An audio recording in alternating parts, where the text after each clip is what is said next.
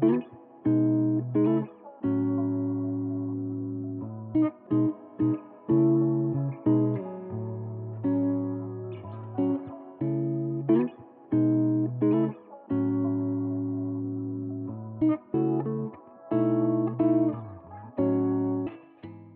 Culhane, host of The Big Bid Theory. As we jump on to the video side of things, you folks over on the audio side, audience, stick around as our guest Damonique Sonnier is standing by kind of in the virtual green room. And real quickly, everyone, I've talked about it now for a few months, really throughout the entirety of season 10. I want to give you an update on the Dave and Beverly Nash Leadership Award. The committee, they have rolled up their sleeves. The nominations are in, and incidentally, there are so many tremendous nominations, right? So many people doing great work out there in the world of purchasing. So the selection is going to take place over the course of the next couple of weeks, and we will be announcing the first ever honoree, the winner of the Dave and Beverly Nash Leadership Award, right here on the Big Bid Theory. That'll be our next episode. That'll be about the second week of December or so. Our very special guest, I just shared a summary of Domonique's bio over on the audio version. For you folks here on YouTube, if you go down to the description of the episode, you'll see Domonique's bio down there as well. And so I now bring in Damonique Sonnier. Just a real quick recap. Damonique over in our nation's capital, Hyattsville, Maryland specifically. Damonique, let me get this right, a Government Innovation Fellow at the Government Performance Lab, Harvard University. We're going to learn more about the lab. Spoiler alert, we'll learn more about the lab in a moment. Domonique's going to tell us everything we want to know about the lab. And so Damonique, welcome to the Big Bid Theory. It is great to see your smiling face again, and appreciate you joining the show. Thank you, Bill. I appreciate it. It's good to see you again. And thank you so much for inviting me and having me on. Yeah, no doubt about it. It's great to have new friends. You and I met, and the folks who were listening to the audio version, I talked about how we met there at the NPI conference in Denver. Some folks here on the video side are saying, NPI, what does that mean? The National Procurement Institute, they hold their annual event, and this time it was in Denver. As a matter of fact, I was able to attend one of your presentations there, Damonique. As you know, you and Colin Earhart did a presentation, and I want to get this right, and I want to say it loud enough for the people in the back to hear it. I absolutely adore the title of the presentation that you and Colin put together. It's applicable to what you and I are going to be discussing here in a moment. So here we go. Let me get it right. A fair share, building accessible procurement processes that lower barriers for small businesses. I love it. So we'll cover that. We'll cover that in a moment. But Damonique, kind of as an icebreaker, whenever I go to a conference, to a show, to a seminar, I like to speak with people and just get their impressions about their experience. What are your thoughts? What are your takeaways from NPI? I loved it. That was actually my first time attending NPI. And it was really just, I think, a welcoming crowd. I didn't really know what to expect. We were presenting three different sessions. And so that was kind of, wow, I was kind of getting in my head, like, oh, I got to make sure I do this right. But when we first walked in, it was just, we were greeted with a bunch of smiling faces and just such enthusiasm for the procurement space. And that just made me feel right at home. And I think our first sessions were on the first day or right before the conference was beginning. So it was great to kind of see folks trickle in and really get to see who was, part of the NPI community. So I felt awesome being there. It was great meeting folks like you. And I hope to maybe one day go back and be an attendee and or a speaker if there's an opportunity. It was really great.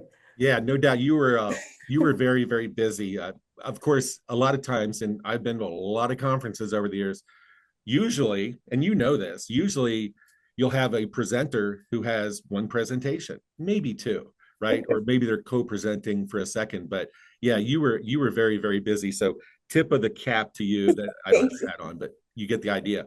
So when you and I first met, and I think I shared this with you, maybe I'm kind of corny, but when I go to these shows, conferences, whatever, seminars, meetings, I like to meet people, like to find out about how they arrived where they are.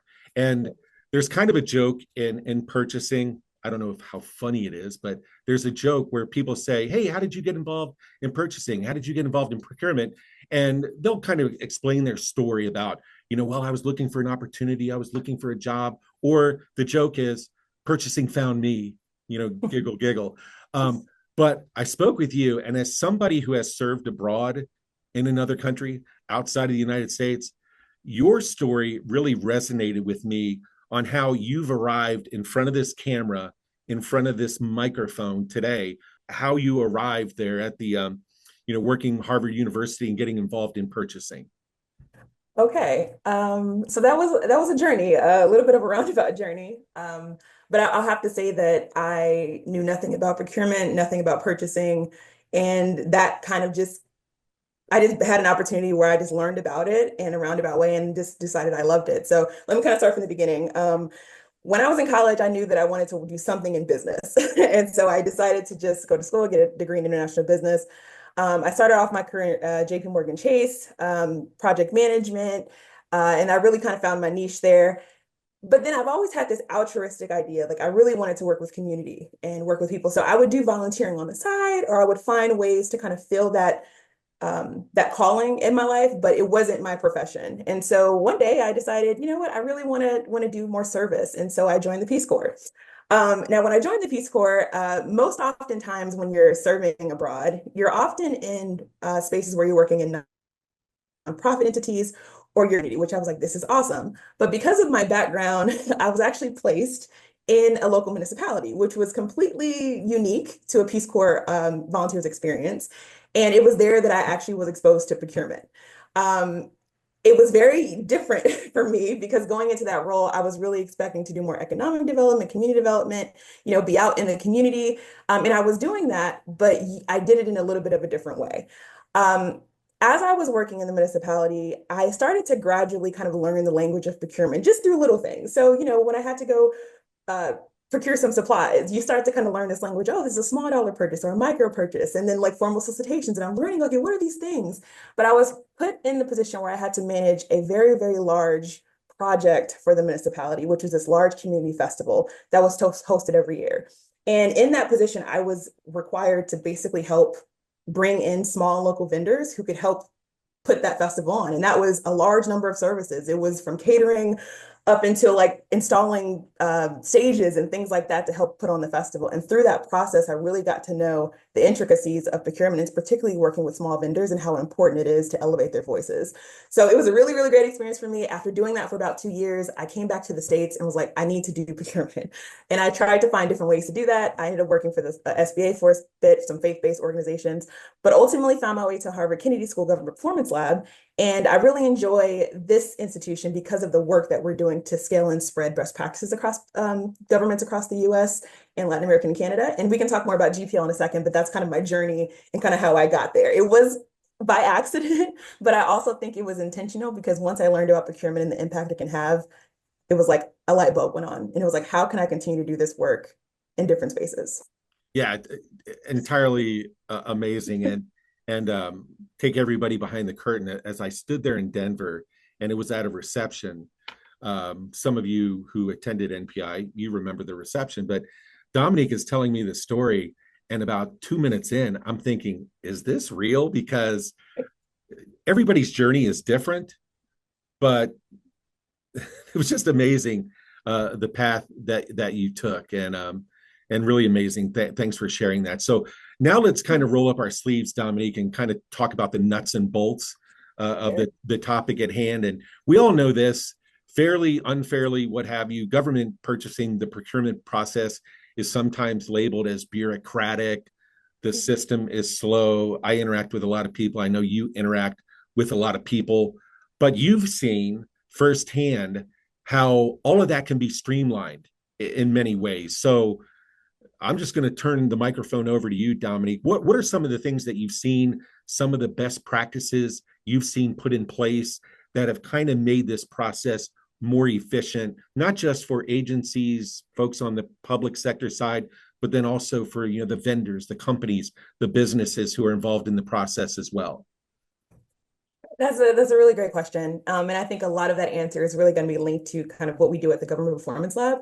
So perhaps I can kind of answer it by first explaining what we do, what we believe, and kind of how we work with governments, right? So The Government Performance Lab, we're an applied research and technical assistance organization, and we're based out of the Harvard Kennedy School. And for over a decade now, we've worked with over 100 plus governments around the country on more than 240 projects about these very issues, about trying to make procurement more efficient, fair, results-driven, equitable, which is actually a framework that we developed called the Pillars of Procurement Excellence.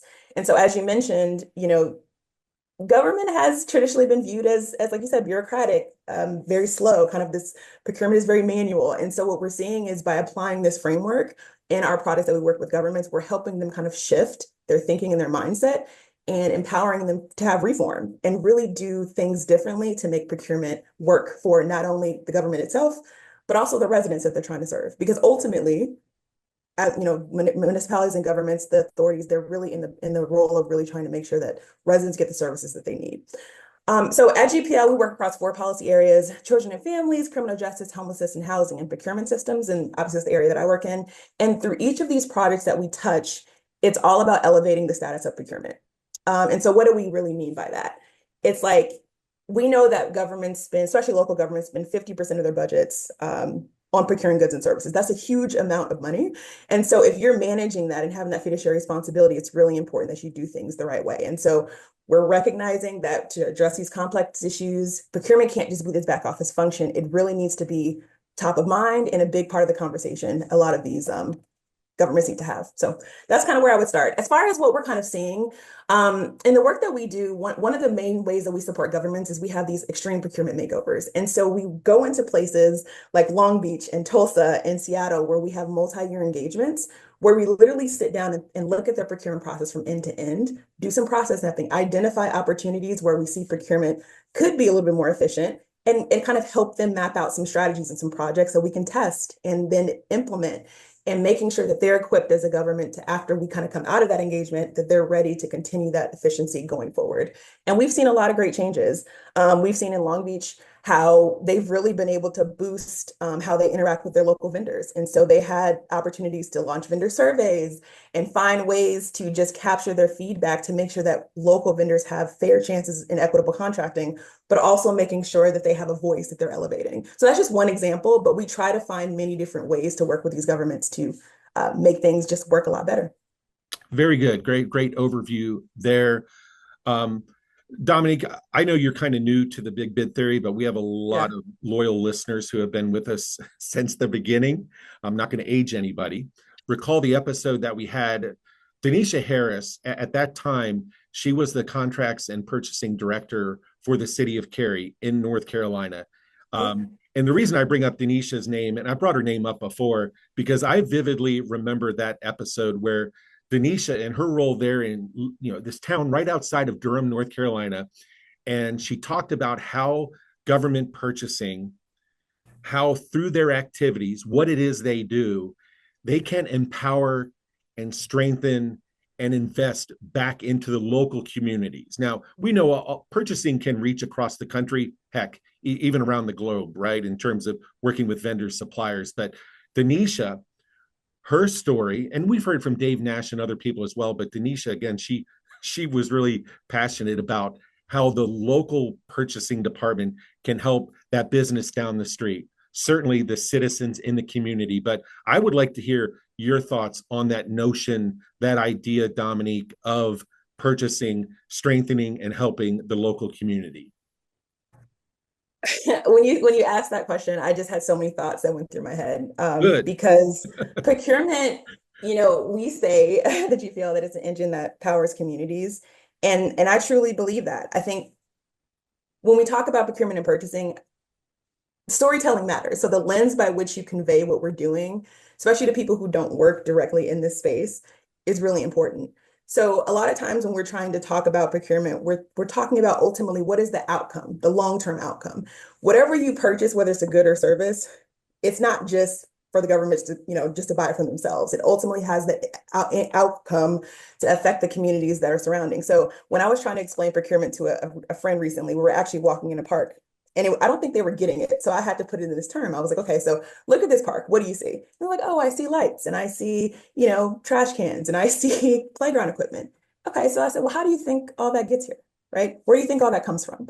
And so it was a very simplistic way to explain it, but I think they understood that for everything that they see in their community in many cases, governments have to be really intentional about where they're sourcing that from, who's maintaining that, and how they can maintain those contracts to make sure that you continue to have your beautiful parks and you continue to have your school buses that your kids ride every day to school. And then you continue to have, ambulances if, because some cities procure ambulances, right? Like there are so many things that we utilize and experience in our communities that people don't really realize traces back to a procurement process that your local government may have had to implement. And so I think that that's truly powerful. I think from the perspective of vendors and suppliers, particularly in the small and local spaces, I think it's great opportunities for them to support the communities that they are personally invested in. If I have a business and I supply a particular service and it just so happens the government is procuring that, it's awesome if you can make that synergy and that connection where applicable to kind of bring that local vendor on. Um, I think also just building trust and relationships is really important aspects of procurement, especially with the residents and the suppliers. It's like this is a trusting relationship. The government is looking for a good or a service, and they're trusting that the vendors can do that, and vice versa. But the vendors are also trusting that the government is going to work with them through this process. And so, procurement to me is anchored on trust, efficiency, being fair, being transparent, and making sure that people's voices are heard. I also think another element of procurement, especially a trend that we're seeing that truly impacts residents, is this lens of sustainability. Because I know that everyone's cost conscious, and it's great that when you procure goods and services that are more eco-friendly, that's great. But it also has this lens of saying, if I'm procuring things that are sustainable or eco-friendly, I'm also saying to my residents, I care about you and the environment you're in, and making sure that I preserve that as the government, right? So I just think overall, there's so many ways that procurement can really signal to the community that they care, but also has a strong impact. And I can think another thing that I'm thinking of is just improving service delivery overall.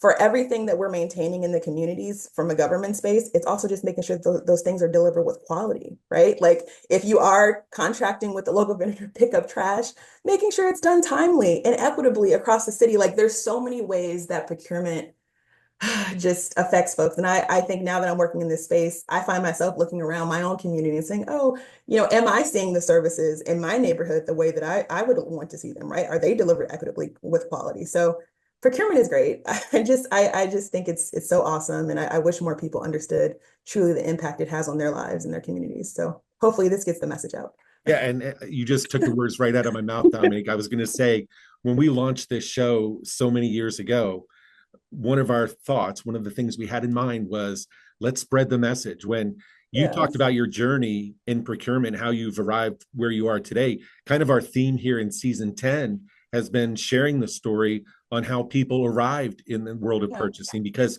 we need voices, we need excellence, we need people dedicated to helping their local communities and even beyond the local community as well. And as I heard you do such a great job in going through that information, my thought when I first arrived in purchasing, and I had the same kind of moment as you did, I looked around, I was in an office and I looked around, I was on the phone with somebody, and I looked around, I said, you know what?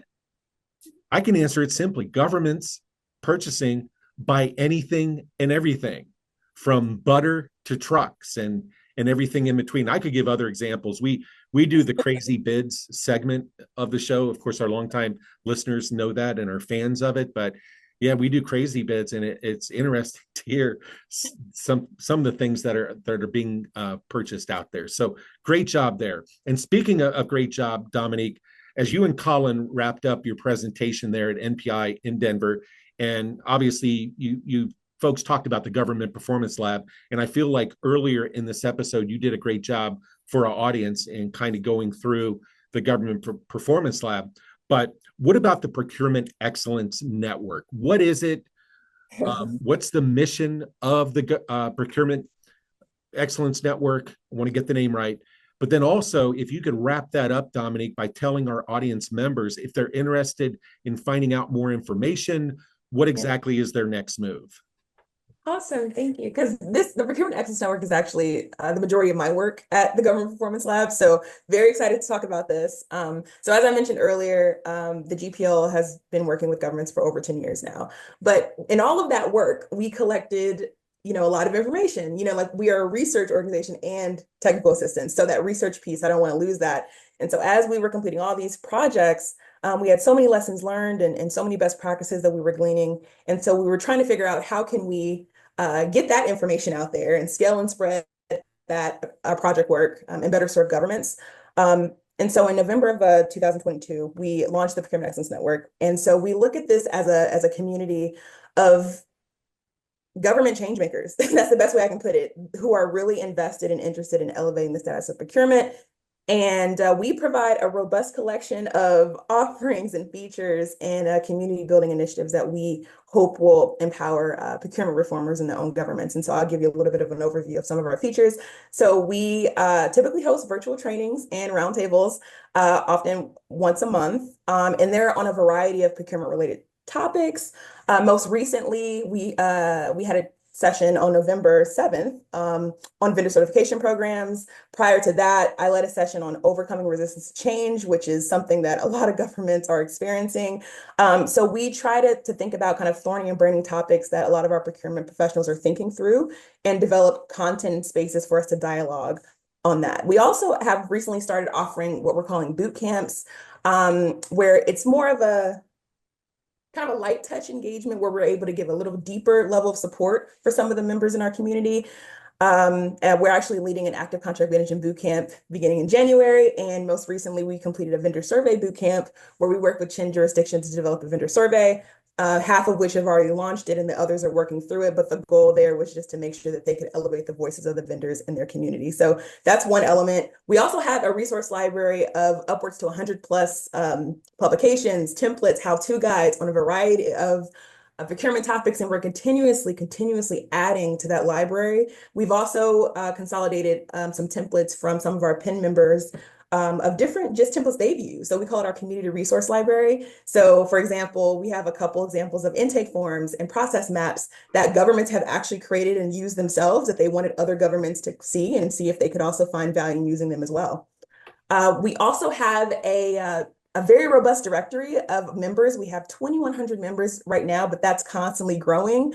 And so you also can have access to kind of see who's in our network and kind of their areas of expertise, as well as our community conversations dashboard, where if you have a question and you're curious about a particular topic, you can ask our members and see what their perspective is. And we also offer what we call kind of pro bono coaching. So if there's ever kind of a challenge or an idea that one of our PIN members have, they can reach out to us and we'll hop on a call and we'll work through it together. So it's essentially like workshopping sessions to figure out how we can help. So it's a lot that we offer, but one thing I want to underscore is this is completely free. We want folks in the government space to have this safe space that's built for them. And so we're excited about offering this. We are approaching our second anniversary, which we'll be hosting a celebration virtually on December 5th. If you all are interested in learning more, go to our website, gpl10pen.hks.harvard.edu. And I'm sure, Bill, you can drop this link in the chat or with the information, but would love for folks to kind of check us out.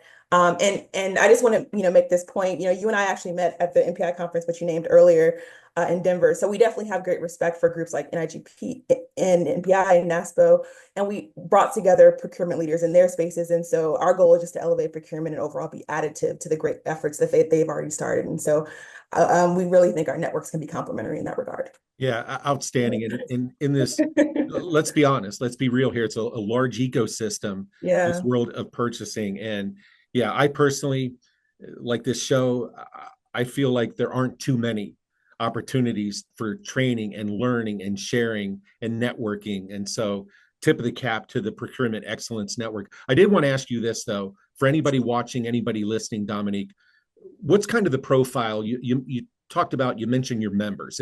Are we talking you have to be a purchasing manager, or you have to be a buyer, or you can be all of the above? Who is the Procurement Excellence Network targeted towards? That's such a great question. It's targeted towards government professionals, but what I would specify is that whether you're senior leadership, frontline staff in the purchasing space, or if you're just in another department in government that has an interest in procurement, this space is for you. we want to make sure that this is for government staff. So obviously, if you have a government email address, then that kind of fits that bill. But it's not just about, are you specifically in a procurement department or a purchasing department or a finance department? If you work in, economic development, or you work in another, department across government that just, you're like, I have interest in procurement, my role touches procurement in some way, I'm invested in learning more, this space is for you. Awesome. Well described there. And to your point earlier, Dominique, you talked about a link to the Procurement Excellence Network. Yep, everybody, watch my hand here. Go down to the description of the episode, and our marketing folks will be sure to have a link there as well. So, Dominique, on behalf of our entire The Big Bid Theory audience, everybody out there, know you're a very, very busy person, but do appreciate you setting some time aside to visit with us today. Thank you for having me. I really appreciate the opportunity and to be able to be on this platform. So thank you for what you do, Bill, for really trying to spread the word about procurement and purchasing and the impact it can have on communities.